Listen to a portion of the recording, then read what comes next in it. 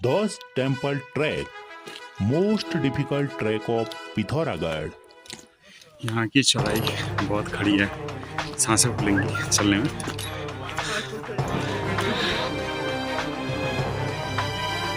जितना कठिन ट्रैक उतने ही खूबसूरत नजारे। निसंकोच अगर आप चलने में समर्थ हैं तो आनंद उठा सकते हैं प्रकृति के इन अद्भुत दृश्यों का। जितना ही ऊपर चढ़ते जाते हैं भूदृश्य उतने ही मनमोहक होते रहते हैं। यह ट्रैक हम मॉनसून में कर रहे हैं। मॉनसून में कभी हम बादलों के बीच से होकर गुजरते तो कभी बादल हमें छू के गुजरते। इस ट्रैक में सबसे पहले हमें दर्शन होते हैं खंडेनाथ महादेव गुफा और मंदिर के। सावन के महीने में अक्सर यहाँ श्रद्धालुओं का तांता लगा रहता है। यह यात्रा हम सावन के माह में कर रहे हैं। अगर आप भी प्लान कर रहे हैं खंडेनाथ महादेव और ध्वज टेम्पल के दर्शन करने का, तो यह ट्रैक करने का सबसे उचित समय सावन का माह है। जब तक हमारे यात्री दर्शन करते हैं खंडेनाथ महादेव गुफा के, तब तक हम भी साथ में आनंद उठाते हैं खंडेनाथ महादेव मंदिर के दर्शन का।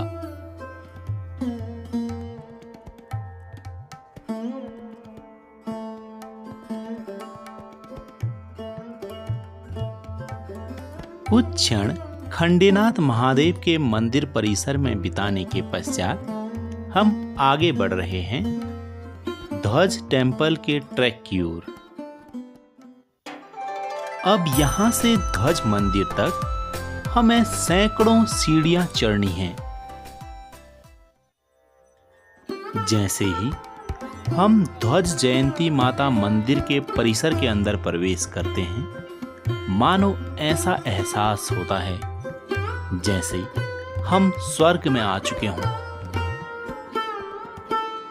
जितना ही कठिन हमने ट्रैक किया उतने ही अच्छे हमें दर्शन हुए। तो चलिए अब मिलकर दर्शन करते हैं ध्वज जयंती माता मंदिर के।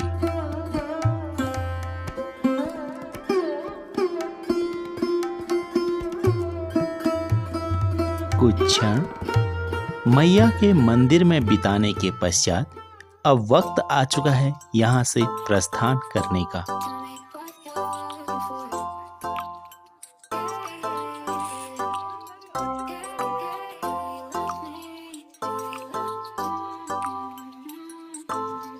यह ट्रैक करते समय हमें एहसास होता है वास्तव में प्रकृति कितनी समृद्ध है।